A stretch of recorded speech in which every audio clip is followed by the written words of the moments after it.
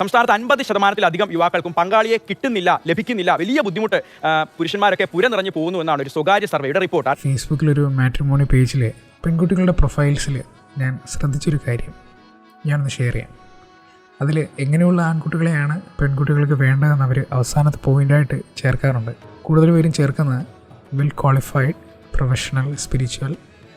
ഇതെല്ലാം കഴിഞ്ഞിട്ട് ഏറ്റവും കൂടുതൽ ഞാൻ കണ്ടൊരു കാര്യം who settled in USA, Canada, Australia or any other western countries എന്നൊരു പോയിൻ്റ് കൂടുതൽ പേരുടെയും പ്രൊഫൈൽസിൽ ഞാൻ കണ്ടു. ഞാനിങ്ങനെ ആലോചിച്ചു, ഈ നാട്ടിലും ഗൾഫിലൊക്കെ ആയിട്ട് പലതരം ജോലികൾ ചെയ്യുന്ന ഒരുപാട് ചെറുപ്പക്കാരുണ്ട്. ഇവരൊക്കെ മോശമാണോ? നമ്മുടെ നാടത്ര മോശമാണോ?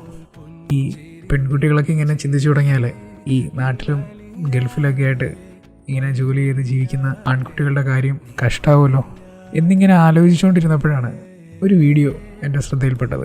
പണം കായ്ക്കുന്ന മരമുള്ള വീട്ടിലോട്ടല്ല, സ്നേഹിക്കുന്ന മനസ്സുള്ള വീട്ടിലോട്ടാണ് പെൺമക്കളെ കെട്ടിച്ചയക്കേണ്ടത്. ജോബല്ല ജീവിതം. ജോലി പണത്തിനെക്കാളും ജീവിതത്തിൽ വേറെ പല വാല്യൂസ് ഉണ്ട്. അത് മനസ്സിലാക്കിയാണ് പെൺമക്കളെ വളർത്തി അയക്കുകയും ചെയ്യും.